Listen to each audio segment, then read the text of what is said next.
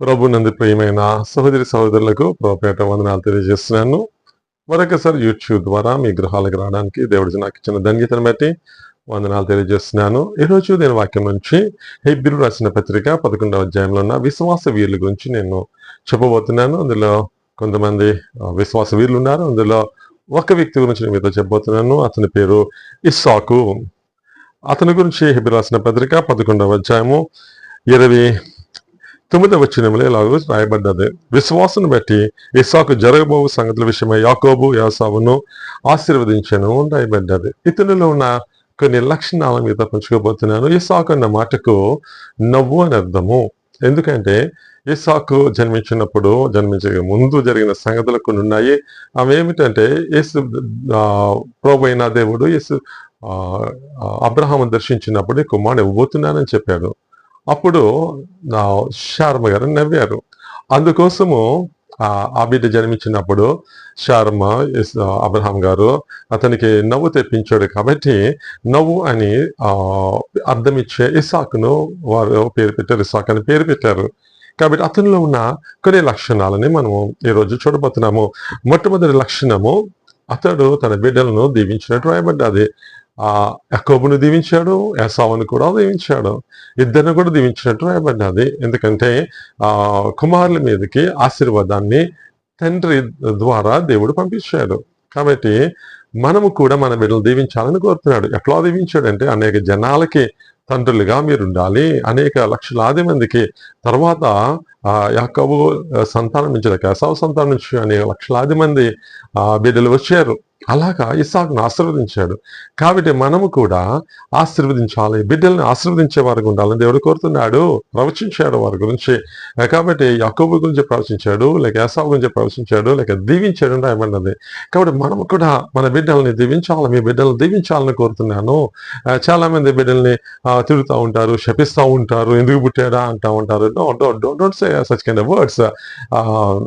జీవ మరణములు 4 వశములు ఉన్నాయని దేవుని గ్రంథంలో రాయబడ్డది. కాబట్టి మన బిడ్డల్ని మనం దీవించే వారిగా ఉండాలి, ఆశీర్వదించే వారిగా ఉండాలి, గొప్ప ఐశ్వర్యవంతులుగా గొప్పవారుగా అవ్వాలి అని మనం దీవించాలని కోరుతున్నాడు. కాబట్టి మీ బిడ్డలు ఏం చేస్తున్నారు ఈరోజు? ఎంతమంది బిడ్డలు ఇచ్చిన ఒకరిని, ఇద్దరు, ముగ్గురు ఇచ్చినా సరే వారిని అందరినీ కూడా సమానంగా దీవించాలని దేవుడు కోరుతున్నాడు, ఆశీర్వదించాలని దేవుడు కోరుతున్నాడు. నీ బిడ్డల ద్వారా ఆశీర్వాదము భూమి మీదకి తీసుకురావాలని కోరుతున్నాడు. నిన్ను కూడా అలాగే ఆశీర్వదించాలని దేవుడు కోరుతున్నాడు. కాబట్టి విశ్వాసమును బట్టి తన బిడ్డలని ఆశీర్వదించాడని దేవుడి యొక్క వాక్యంలో రాయబడ్డది.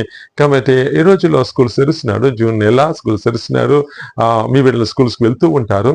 వారికి మంచి ఎడ్యుకేషన్ రావాలని మనం ప్రార్థించాలని దేవుడు కోరుతున్నాడు. వారు ఉన్నతమైన స్థితిలో ఉండాలని, ఆశీర్వాదకర్తలుగా ఉండాలని మనము ప్రార్థించాలని దేవుడు కోరుతున్నాడు. వారికి మంచి చెడ్డలు వివేచన శక్తి వారు కలిగి ఉండాలి. స్కూల్లో వారు ఉంటున్నప్పుడు, చదువుకుంటున్నప్పుడు జ్ఞానము కావాలని కొలసీయులకు రాసిన పత్రిక 2వ అధ్యాయం 3వ వచనంలో రాయబడ్డది. బుద్ధి జ్ఞానములు ఆయన ఎందుకు గుప్తములై ఉన్నాయని రాయబడ్డది.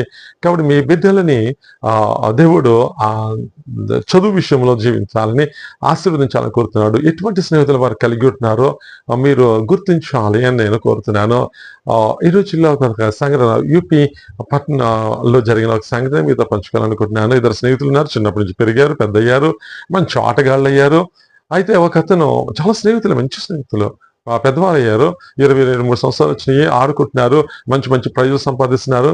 అయితే టోక్యో, జపాన్ దేశానికి వెళ్ళే ఒక ఆటలో స్నేహితుడు ఓడిపోయాడు, ఇంకొక అతను నెగ్గాడు. అతను టోక్యో వెళ్ళిపోవడానికి తర్వాత సిద్ధపడుతున్నాడు. జరిగింది ఏం చెప్పమంటారా? నా స్నేహితుడు టోక్యో వెళ్తున్నాడు, జపాన్ వెళ్ళిపోతున్నాడు, నేను వెళ్ళట్లేదు అని ఒక నిర్మానుష్య ప్రదేశం తీసుకెళ్లి చంపేసాడు ఆ వ్యక్తిని. మీరు చూసే ఉంటారు టీవీలోని అనేక చోట్ల వచ్చిన విషయాలు. కాబట్టి మీ బిడ్డల యొక్క స్నేహితులు ఎలా ఉంటున్నారు, ఆ విషయాన్ని మనం గ్రహించాలని దేవుడు కోరుతున్నాడు. వారికి ఎటువంటి విద్యాబుద్ధులు మనం నేర్పిస్తున్నాము, ఎటువంటి జ్ఞానం నేర్పిస్తున్నాము. కొంతమంది తల్లిదండ్రులు నేర్పిస్తారు, అమ్మమ్మ చెడ్డది, లేక నాయనమ్మ చెడ్డది, అమ్మమ్మ మంచిది అని నేర్పిస్తుంటారు. ఎన్నో అటువంటి విషయాలు మనం నేర్పించడానికి వీల్లేదు. మంచి విద్యా బుద్ధులు నేర్పించాలని దేవుడు కోరుతున్నాడు. జ్ఞానం నేర్పించాలి, ఆ సహనము నేర్పించాలి, విధేయత నేర్పించాలని దేవుడు కోరుతూ ఉన్నాడు. కాబట్టి ధైర్యాన్ని నింపాలని దేవుడు కోరుతున్నాడు. చాలా మంది ఫెయిల్ అయిపోతే ఊరి పెట్టి చచ్చిపోవాలనుకుంటా ఉంటారు. అట్లాంటిది కాదు. జయం వచ్చి పాస్ అయినట్లయితే, లేక జయం వస్తే సంతోషించనివ్వండి. అపజయం వస్తే అనుభవం వస్తుందో చెప్పండి. ఫెయిల్ అయిన మాత్రాన జరిగిపోయింది ఏమీ లేదు. ఈ రోజుల్లో కొంతమంది నీట్ రాశారు. ఒక అమ్మాయి మంచిగా మార్కులు వస్తాయని ఎక్స్పెక్ట్ చేసింది, కానీ నీట్ క్యాన్సిల్ అయిపోయింది. ఊరిపెట్టి చనిపోయింది ఆ అమ్మాయి. ఏమో రెండోసారి రాదేమో అని. కాబట్టి తల్లిదండ్రులుగా మనం వారికి మంచి ధైర్యాన్ని ఇవ్వాలని దేవుడు కోరుతున్నాడు. యేసు ప్రభు కూడా చిన్న బిడ్డల్ని ఆశీర్వదించడం రాయబడ్డది. వారి మీద చేతులుంచి ఆశీర్వదించడం రాయబడ్డది. కాబట్టి మనము కూడా తల్లిదండ్రులుగా నువ్వు కూడా వారి మీద చేతులుంచి ఆశీర్వదించాలని కోరుతున్నాడు. ఈరోజు చాలా మంది సెల్ ఫోన్కి బానిసలైపోతున్నారు. సెల్ ఫోన్ లేకుండా తినలేకపోతున్నారు, జన్మ లేకుండా నిద్రపోలేకపోతున్నారు. Cell phone addicted to the cell phones. కాబట్టి మన బిడ్డలు అలాగా సెల్ ఫోన్కి ఎడిక్ట్ అయ్యే వారికి ఉండడానికి వీలు లేదు అని దేవుడు కోరుతున్నాడు. నీ బిడ్డలు ఎలా ఉన్నారు? ఈ మధ్యన ఒక చిన్న వీడియో చూశాను. ఒక అత్తయ్య గారు పెద్ద ఆవిడ చిన్న మనవడికి భోజనం తినిపిస్తా ఉంది. బయట తీసుకెళ్ళి బయట చందమామను చూపిస్తూ, అక్కడ ఉన్న కొన్ని జంతువులను చూపిస్తూ భోజనం పెడుతుంటే ఈ లోపు కోడలు వచ్చి ఏం చేసిందంటే వెంటనే ఆ బిడ్డ లాక్కెళ్ళిపోయింది లోనికి. ఈ రోజున అత్తగారిని నిజంచడానికి వీల్లేదు. ప్రేమించాలని దేవుడు కోరుతున్నాడు. ఇంట్లో తీసుకెళ్ళిపోయి ఇంట్లో గదిలో కూర్చోబెట్టి సెల్ ఫోన్ వచ్చేస్తుంది. సెల్ ఫోన్ ఆన్ చేసుకుంటా ఆ బిడ్డ భోజనం పెడుతుంది. కాబట్టి ఎట్లా చేయకండి. నీవు సెల్ ఫోన్ బిడ్డకి అలవాటు చేస్తున్నావు. కాబట్టి మన బిడ్డలు ఎలా ఉన్నారు? దేవుడు కోరుతున్నాడు వారు ఉన్నతమైన స్థితిలో ఉండాలి, ఆశీర్వాదకర్తలుగా ఉండాలని దేవుడు కోరుతున్నాడు. కాబట్టి నీవు ఆలస్యంగా నేర్చుకున్న కొన్ని విషయాలని మీ బిడ్డలకు ముందే నేర్పించాలని ఓ భక్తుడు చెప్పాడు. కాబట్టి నువ్వు కొన్ని విషయాలు ఆలస్యంగా నేర్చుకుని ఉంటావు. కొన్ని మంచి పనులు చేయాలని చిన్నప్పుడు నువ్వు చేసి ఉండకపోవచ్చు. ఈరోజు ముందుగానే ఆ బిడ్డలకు నేర్పించాలి దేవుడు కోరుతున్నాడు. కాబట్టి మీ బిడ్డ యొక్క బ్రెయిన్ లేక మెదడుని ఐడియల్గా ఉంచడానికి వీలు లేదు. Ideal man's brain is devil's workshop అని ఒక స్లోగన్ ఉంది. కాబట్టి ఆ బిడ్డలు ఎల్లప్పుడూ కూడా పనిచేస్తున్నవారుగా, చదువుకునే వారు ఉండాలని దేవుడు కోరుతున్నాడు. కాబట్టి ఇంటిలో వారు ఎలా ఉంటున్నారో ఒక్కసారి గ్రహించాలి. కాబట్టి ఇస్సాకు తన బిడ్డల్ని ఆశీర్వదించాడు. మీరు కూడా మీ బిడ్డలను ఆశీర్వదించండి. రెండవ అంశం ఏదో చెప్పబోతున్నాను, విధేయత. మంచి విధేయత చూపించాడు ఇస్సాకు. ఎక్కడ ఏంటి అంటే మీకు తెలిసే ఉంటుంది. అబ్రహాముని దేవుడు చెప్పాడు, నీ ఒక్కడే ఉన్న కుమారుని బలి చేయి అన్నప్పుడు ఇస్సాకు అప్పటికి 15 సంవత్సరాలు దాటి ఉన్నాడు, యవనస్తుడిగా ఉన్నాడు. అయితే డాడీ అన్నాడు, ఇది ఎక్కడ గొరిపిల్ ఎక్కడుందంటే కాదు, దేవుడే చూసుకుంటాడు. యెహోవా ఈరే అనే మాట అక్కడ కనిపిస్తుంది.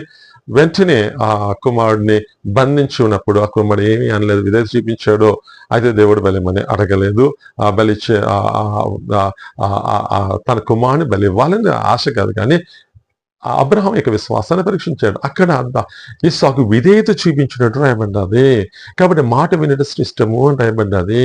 కాబట్టి మనం మాట వినాలి, బలులు అర్పించడం కంటే మాట వినడం శ్రేష్టము అని దేవుని గ్రంథంలో రాయబడ్డది.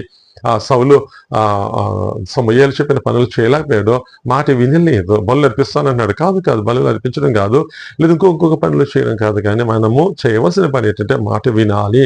యేసయ్య మాట మనం వినాలి, విధేయత చూపించాలని దేవుడు కోరుతున్నాడు. ఈ మధ్యన జరిగిన ఒక సంఘటన మీతో చెప్తాను.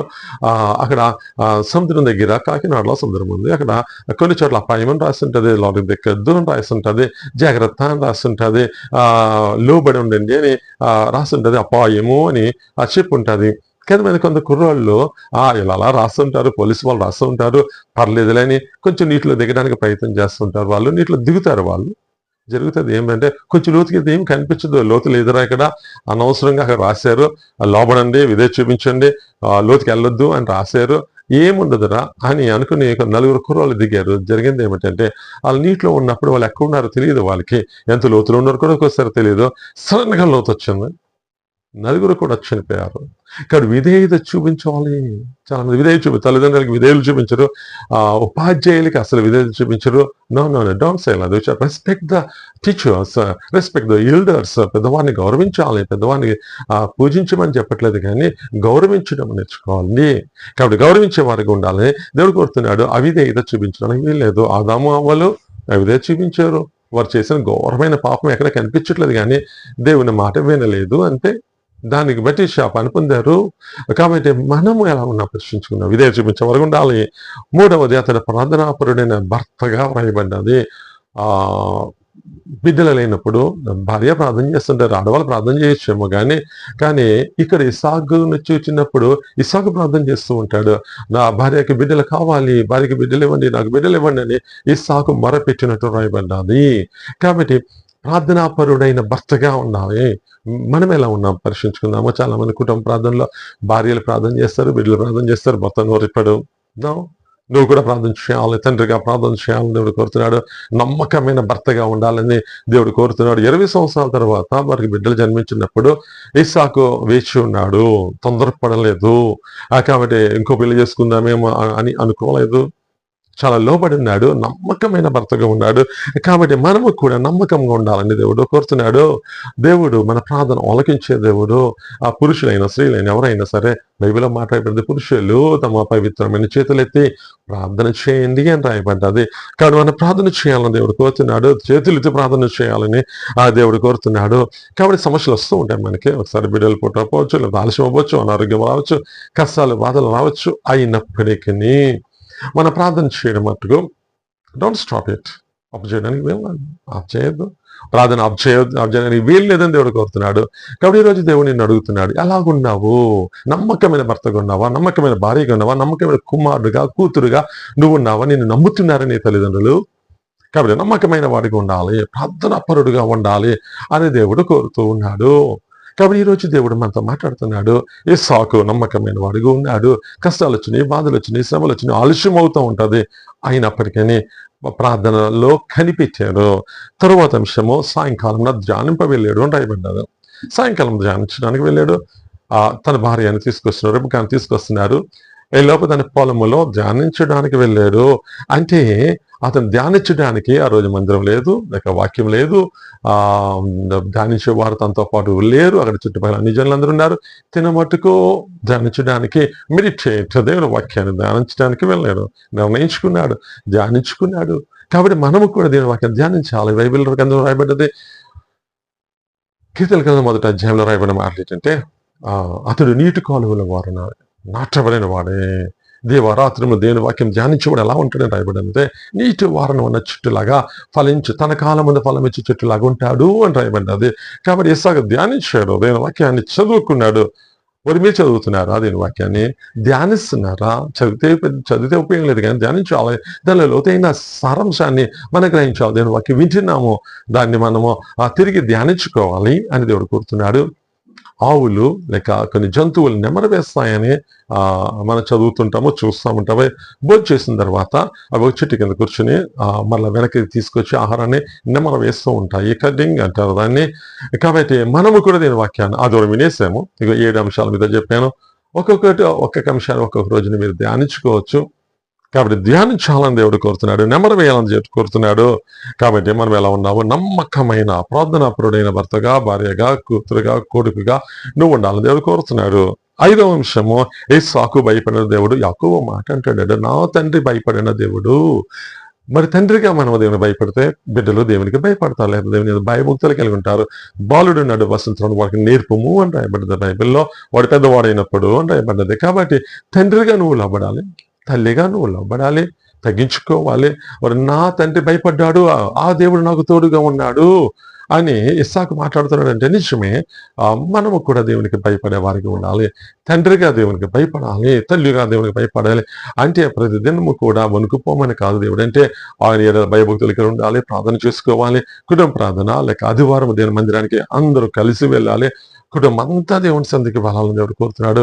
కొంతమంది పిల్లలు మానేస్తుంటారు, భార్య మానేస్తుంటుంది, తండ్రి అంటాడు నేను రానులే మీరు వెళ్ళిపోండి అంటుంటాడు. No no no no don't do like that. కుటుంబం అంతా ఏక మనసు కలిగి అందరూ కలిపి దేవుని సంధికి వెళ్ళాలని దేవుడు కోరుతున్నాడు. కాబట్టి ఎలా ఉన్నావు? మనము కుటుంబం అంతా కలిసి దేవుని ఆరాధన చేస్తున్నావా? దేవుడు తోడై ఉన్నాడు, మా డాడీకి దేవుడు తోడై ఉన్నాడు, నీకు కూడా దేవుడు తోడైండు దేవుడు. కాబట్టి భయపడిన దేవుడు భయపడ్డాడు. ఇస్సాకు దేవునికి భయపడి భయభక్తులు కలిగి ఉండట జ్ఞానమునకు మూలము అని సందర్భంలో రాయబడ్డది. తర్వాత 6వది, అతడు పాలు విడిచి పెద్దవాడే అని రాయబడ్డది. చాలా మంది ఇంకా పాలు తాగే బిడ్డలుగానే ఉంటుంటారు.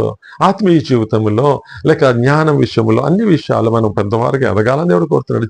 చిన్నగానే ఆలోచించడం వేరు. చిన్నగా ఆలోచించద్దు. చిన్న దానికి గొడవలు పెట్టుకోవద్దు. ప్రతి చిన్న దానికి ఉన్నతమైన స్థితిలో పైవారుగా ఉండాలని దేవుడు కోరుతున్నాడు. మనం ఎదగాలి అని కోరుతున్నాడు. మన పైకి వెళ్తున్న సమయంలో అన్ని చిన్నగా కింద చిన్నగా కనిపిస్తూ ఉంటాయి. ఈ మధ్యన ఒక చిన్న స్టోరీ చదివాను నేను. కాకి గ్రద్ద. ఆ గ్రద్ద చాలా పెద్ద పక్షి, కానీ కాకి దాన్ని తరిమేస్తూ ఉంటుంది. తరుముతున్న సమయంలో కాకి తరుముతుంటే గద్ద ఏమి చేయదు. కానీ ఒక రోజున ఈ కాకి ఆ గ్రద్ద మీద కూర్చుని పొడుస్తుంది. నిన్ను చంపేస్తాను అన్నట్టు గట్టిగా అంటే గద్ద ఏమీ చేయకుండా దాని యొక్క ఎత్తుని పెంచుకుంది. ఎత్తుకుని పైకి వెళ్ళిపోతుంది. కాకి కింద ఉండే జంతువు కింద తిరిగేది, ఇది పైకి వెళ్ళిపోతుంది. ఈ కిందున్న గాలికే అది తట్టుకోగలదు. పైకి వెళ్ళిపోతే చాలా ఎక్కువ గాలి ఉంటుంది, ఆక్సిజన్ తక్కువగా ఉంటుంది. ఈ లోపది పైకి వెళ్తున్న సమయంలో ఆ కాకి ఉండలేకపోతుంది పైన. అంతే వెంటనే ఆ గ్రద్ద వదిలేసి కిందకి వచ్చేసింది. గ్రద్ద ఏమీ చేయాలా, హాని చేయలేదు, కానీ వదిలేసి కింద దిగిపోయింది ఆ కాకి. ఎందుచేతనంటే ఆ ఎత్తైన స్థితిలో ఆ కాకి ఉండలేకపోయింది. అలాగా మనం కొంచెం పైకి ఎదుగుతున్నప్పుడు ఆ సమస్యలన్నీ కూడా చిన్నగా అయిపోతాయి, నీ దగ్గర నుంచి తొలగిపోతాయి. సాతాను కూడా నువ్వు ఆత్మీయ స్థితిలో పైకి ఎదుగుతున్నావు అనుకోండి, సాతాను నేనేమీ చేయలేడు. కాబట్టి ఈరోజు మనం పైకి ఎగరాలి, పైకి వెళ్ళగాలి. ఆ పాలు విడిచి పెద్దవాడైనాడు, ఎదిగినాడు అని రాయబడ్డది. మనం కూడా ఆత్మీయ స్థితిలో అన్ని విషయాల్లో ఎదగాలని దేవుడు కోరుతున్నాడు. చివరిగా 26 అధ్యాయం 20 వచనం రాయబడిన మాట్లాడండి. అతడు కొన్ని బావులు తవ్వినట్టు రాయబడ్డది, కానీ ఫిలిష్తీయులు వచ్చి దాన్ని పూడ్చివేశారు. కానీ అతడు జగడము ఆడలేదు, దెబ్బలాటలేదు, ఫైటింగ్ చేయలేదు. కాబట్టి మనం జగడాలు పెట్టుకోవడానికి వీల్లేదు, ఫైటింగ్ చేయడానికి వీల్లేదు. ఓర్పు కలిగి ఉండాలని దేవుడు కోరుతున్నాడు. గొడవ పెట్టుకోవద్దు ఇరుగు పొరుగు వారుతాడు. దేవుడు ఈ మధ్యన ఒకటి చదివాను, ఒక దేవుడు భక్తుడు చెప్పాడు, మన శత్రువుల్ని కానీ మిత్రుల్ని కానీ మనమే సంపాదించుకుంటామంట, కానీ మన ఇరుగు పొరుగు వారిని దేవుడు పెడతాడు అని రాయబడ్డది. కాబట్టి మన ఇరుగు పొరుగు వారు ఎవరంటే దేవుడు అక్కడ వారిని ఉంచాడు. అంటే దేవుడు వారిని అక్కడ పెట్టాడు కాబట్టి వారిని మనం ప్రేమించాలి. పక్కింటి వారిని, ముందుంటి వారిని దేవుడే పెట్టాడు కాబట్టి వారితో గొడవలు పెట్టుకోవద్దు. వారితో మనం అసూయతో ద్వేషాలతో ద్వేషించడానికి వీల్లేదు. వారిని దేవుని సంగతి నడిపించే వారిగా ఉండాలి. జగనములు వద్దు, దెబ్బలాట్లు పెట్టుకుంటానికి వీల్లేదు. ఏ రోజుల్లో ప్రతి చిన్న దానికే దెబ్బలాడుకుంటారు. ప్రతి దానికి కూడా ఇసుకు ఇంటిలోని తల్లి, భార్య, భర్త దెబ్బలాడుకుంటారు. చూస్తుంటారు పిల్లలు వారిని, నా తల్లి, అమ్మ, నాన్న దెబ్బలాడుకుంటున్నారు అని వారు అనుకుంటుంటారు. కానీ జగడములు వద్దు అని దేవుడు కోరుతున్నాడు. కలహాలు వద్దు అని దేవుడు కోరుతున్నాడు. రెచ్చగొట్టే మాటలు మనం మాట్లాడడానికి వీల్లేదు. కాబట్టి మన మాటలు కొద్దిగా ఉండాలని దేవుడు సెలవిస్తున్నాడు. వద్దు, డోంట్ ఫైటింగ్. జగడంలో మనకు వద్దు. కాబట్టి 7 లక్షణాలు మీతో చెప్పాను. 7 లక్షణాలని మీరు కూడా కలిగి ఉన్నట్లయితే దేవుడు మనల్ని దీవించే దేవుడు, ఆశీర్వదించే దేవుడు, గొప్ప కార్యాలు చేసే దేవుడు.